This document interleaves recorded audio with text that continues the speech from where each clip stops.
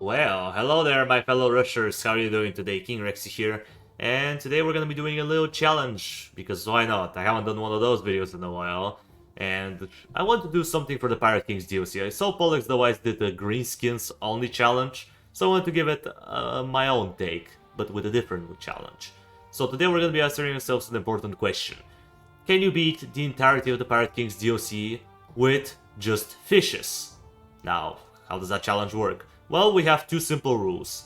One, we're allowed to only use Junpei and the Deep Devil's Reef. Anything else is not allowed, just these two. And rule number two, every level has to be beaten, no lives lost. If we lose one life, it's Jover. We have to do it all over again.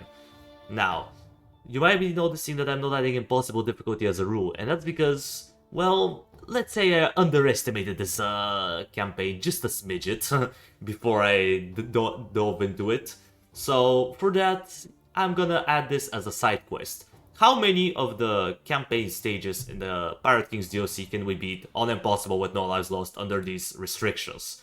Will we be able to beat them all, or will we crumble at the end? I guess we'll see. For now, let's dive into this challenge, shall we? Alright, starting off with the Black Crusader's Lair. First level. How hard is it gonna be? Will this boss fight be too hard to conquer? Probably not. It's the Black Corsair after all. He is one of the easiest things you can fight in the DLC, if not the easiest. And speaking of the Corsair, you're gonna see a bug that I've discovered a little bit later with him, because yeah, apparently Black Corsair has even more bugs that haven't been found yet. So Ironhide, I don't know what you did to him, or his basic attack for that matter, but yeah, it feels bad. It feels really bad. But that's besides the point. Now, what do we have to work with here? Well, we have the Deep Devil's Reef, and they're not the greatest tower, but they're definitely a solid one. Like, the basic attack on the main tower is a bit inconsistent, but it deals a decent amount of damage in general. Like, it can do 90 magic damage on average, which is quite solid. The barrack units, once you get Chosen of the Sea, are very strong. Nearly 300 health, with medium armor, ranged attack, good attack speed. Like, was there not the like? Sure, they still kinda get one-tapped by the cannons, because for whatever reason the cannons from the Black Corsair do true damage instead of artillery damage, but it is what it is. Perfect Storm is kinda helping us a little bit here, because it can stun them both ways and do a little bit of damage to them here and there, which is always appreciated. The only reason why we're not gonna be going for this ability though, for the most part, is because it doesn't work on bosses. So we can't really utilize that. But I think it should be fine. We might end up using it on another level later on if we need it, but we'll see. So, here we go, Black Corsair. Like, look at him. Look at Junpei. Junpei, I'm not sure how well you can notice it, but he's not taking damage from the Black Corsair. Like, literally. We're purpose stalling him with Junpei. That's so funny. Black Corsair falls again. Victim to the faulty code of Ironhide. Bruh. Bro couldn't even move. I mean, he moved a little bit because I had to move Junpei out of the cannonball attacks, but damn. Bro wasn't even able to make it like 30% through the level. That's sad. Now here we go with Monkey Island. This level is actually a little bit more interesting because of the rushing monkeys. Now normally the way to counter them is just don't get barracks. It's simple as that.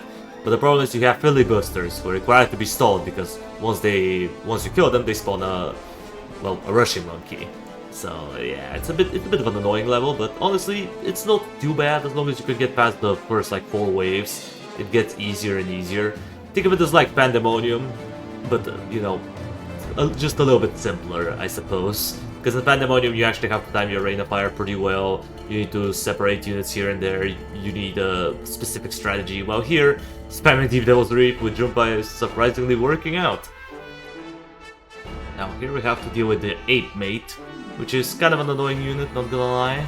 It's a bit problematic for us because it gives 50% bonus movement speed to other nearby units, and the cooldown on this ability is very short, so they can spam that thing.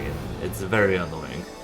The damage boost for the enemy units is fine, I don't really mind it. The Deep Devils are pretty tanky on their own, but the movement speed could be problematic, especially if it's on a Parrot who just dropped the bomb, because they already get bonus movement speed when they drop it, so we gotta be looking out for that. But besides it, the level is surprisingly easy. The macaque ends up coming out and you already know how that goes. The boss is kind of easy, surprisingly. We did have a pretty close call there though. We almost leaked to the boom baboons, but we're Gucci. The boss fight has been defeated, and it wasn't all that bad. Again, first try. Moving on to the Deep King. Now this guy is a little bit more annoying. I'll admit it took me not one but 2 attempts to beat him, and that's because I messed up on the Megalodon wave. You see, the Megalodon is kind of a problem for this challenge because we don't really have a lot of single target damage.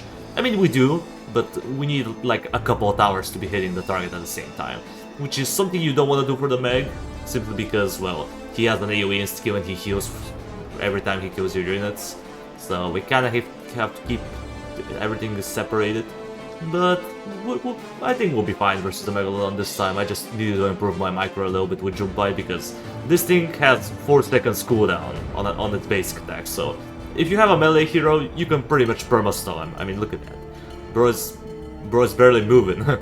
I mean, I could have not let him move at all, but I was like, nah, let's just kill him faster and bring him into the choke point. So yeah, that's how you handle Megalodons in a challenge like this. You just guide them around with your hero. And if you fail at it, well, you must be playing on mobile, because microing on mobile is a lot harder than it is on Steam, which is another reason why you should get the Steam version, not the mobile version. But that's besides the point. Tiger Sharks are a bit annoying because of their true damage, so our medium armor on the red spines doesn't really matter versus them, but it's still fine. We do have enough juice to deal with them, and yeah. Honestly, the rest of the units weren't that bad. The Hammer Mage, you could say it's a bit annoying because it has high magic resistance and can disable towers, but nah. Junpai takes care of them easily. He's still pretty strong in the vanilla version, which is kind of surprising. I honestly thought they gutted Junpai for some reason, but I guess they didn't touch him. He's still as good as he is. Although his silence for some reason doesn't work on some enemies in the Pirate Kings DLC. Like, I've noticed that with the Ape Mate and the Corpse Recruiter, but that's probably a bug. So yeah, there's that. And speaking of what's there, Deep King. Probably the most annoying boss in this DLC, because all he does is literally just eat your towers, eat your units, heals for like 200 health, probably less than that. And yeah, honestly, very underwhelming boss fight. It's annoying, yes, but it's perfectly manageable. Deep Devil 3 beat him, and we proved that we are the superior fishes. Moving on to the Spectral boss fight. Now, I was honestly dreading this boss fight a little bit, because, well, the boss is flying, so we can't really block him. The only way we can really make him stay still for a little bit is if we put a unit in front of him, so he can use his basic attack, because he does stand still for a couple of seconds, but that's about it. The problem is his basic attacks deal magic damage, and yeah, we don't really have magic resistance up in here. Plus, we have the Corpse Recruiters, which we have to keep separated from the enemy groups at all times, because if they get, we can barely handle the normal hordes. Imagine turning everyone into a Risen Cutthroat, or even worse, a Hang Captain. Yeah, that's not gonna be fun. So, microing is kind of important. And speaking of the Hang Captain, here he comes. Honestly, not too bad, because Junpai can just perma-silence him and he doesn't summon the Mist anymore. So that's pretty dope. He gets rid of his only useful ability. I mean, he still has an insta-kill on his basic attack, but it's whatever. As long as there's not a lot of other units surrounding him, the Hang Captain is surprisingly easy. But back to Spectral, he's kind of problematic because of the Mist. When he's in the Mist, he moves faster, and he is literally untargetable, so we can't hit him with anything. And that led to a pretty close boss fight, not gonna lie. I was really scared when I was doing this on my 3rd, maybe 4th attempt. It did took a little bit to figure out the last couple waves, because, I mean, look at it. What would you call them? The flying boat, Ghostly Barge, I think it was called. Yeah, those things are not fun when you have a Mage Tower as your main source of damage, because they have a lot of magic resistance, and they give high magic resistance to nearby enemies, so that's great. Imagine with the Risen Cutthroat, when they get bonus movement speed and the Mist, yeah, it's a nasty combo. But we survive, and we make it to Spectral, and we can attack him during mid-cutscene. I thought this already got patched, I guess not. We chunked him pretty hard, but here he is now in the Mist, or the Fog. I call it Mist, some people call it Fog, I don't care. I know it's called Fog in the code, but I just call it Mist, because it sounds cooler. But yeah, as you can see, we can barely target this guy, and he's kind of just shredding through everything. He's like half health, but look at the godly micro on Junpai. Like, look at that, he's unable to hit him. You can't touch this, baby, you can't touch this. And with a good micro, we end up beating him. Very close call, not gonna lie. Now, onto the Blackthorn boss fight. And it was going pretty well until wave 13 because I ended up messing up and I lost a little bit too much gold, so yeah, we got cooked up in here. So I decided to try it again, and again, and again, and again, and again, for about 3 hours. Yeah, it's that bad. Not the waves before the boss though, well, kinda. Allow me to explain the main issues we have to deal with. We have to deal with the Deep King again, which is problematic because he has the tower destruction ability. Then we have to deal with Spectral right after. And the other problem, which is the bigger one for me, is the gold.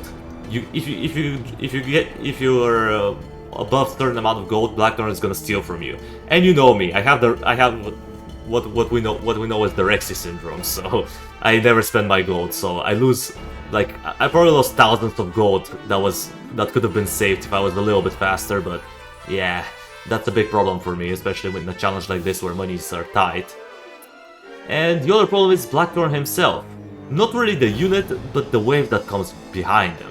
Like, you have to deal with the Buccaneers who deal area damage and they set our units on fire, so that's hard to deal with. Then you have the Scoundrels and Corsairs coming in, the Ape Mate with the Parrot, and yeah, I mean, I'll show you how it looks just to see how impossible it is. I mean, look at that. We're chunking him, we're doing fine, but then the Buccaneers start coming and it's a disaster.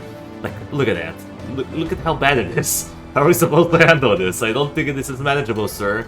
And after 3 hours of playing this, I can tell you it's not possible on impossible. Yeah. So I had to tone down the difficulty. I tried it on veteran for a few attempts, but I honestly couldn't make a dent into Blackthorn for some reason. I think it was because I was recording this during like 3, maybe 4 in the morning, so my energy was like soaked. I literally had nothing. So I must admit, I committed a sin. I played Vengeance on normal difficulty. Yeah, what you're witnessing right here is vanilla Vengeance on normal difficulty. Something that it should be a sin, and you should be evicted for doing this, but you know what they say. Desperate times call for desperate measures, and unfortunately this is a very desperate time because I wasn't willing to just give up in here. I wanted to at least beat the level No Lives Lost, because remember the side quest. How many levels can we beat? Unfortunately, I don't think we can pull this off on Impossible, but, you know, I want to still beat it No Lives Lost somehow.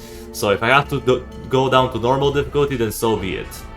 And yes, obviously, it's a lot easier now, because enemies have their normal amount of HP. They don't have like 35% or 20% more HP, so it's a lot more manageable. And the Deep Devil 3, honestly, if you want to give this challenge a try personally, just do this level alone.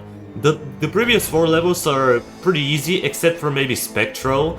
On Spectral you do have to be very careful with your micro, because, again, if he stays in the mist for too long and you mistime your abilities, he can definitely get through, because you don't quite have enough burst damage. But for the most part, just do this level alone. But do yourself a favor, do not do it on Impossible.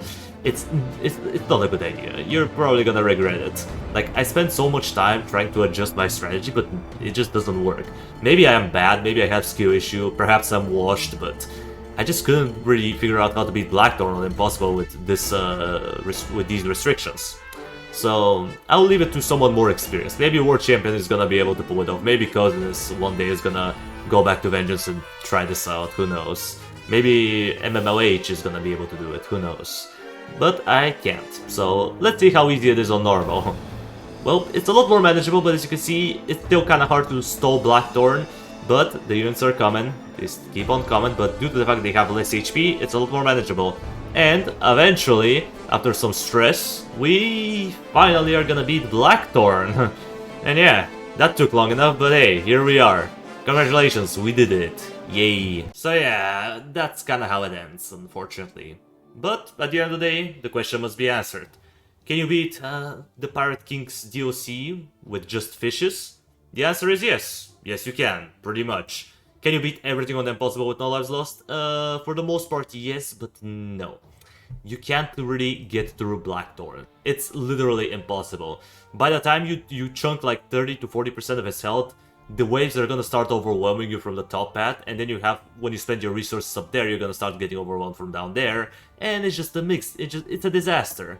You don't have enough area damage, you don't have consistent AoE, which is something you need in this level if you're playing on Impossible. And unfortunately, this setup lacks AoE, which is our only weakness. But I'm surprised we got so far. We beat the 4 Pirate Kings, 4 out of the 5 Pirate Kings on Impossible No Lives Lost, with just fishes. So yeah, that was fun. Hopefully you guys enjoyed it as well. And with that out of the way, I think that's gonna do it for today's video. Thank you everybody so much for watching. I appreciate you for sticking around to the end. Subscribe if you want to see more of this content in the future, and while you're at it, drop a like on the video. It means a lot to me. And I will see you in the next video. Until it comes, that was King Rexy, over and out.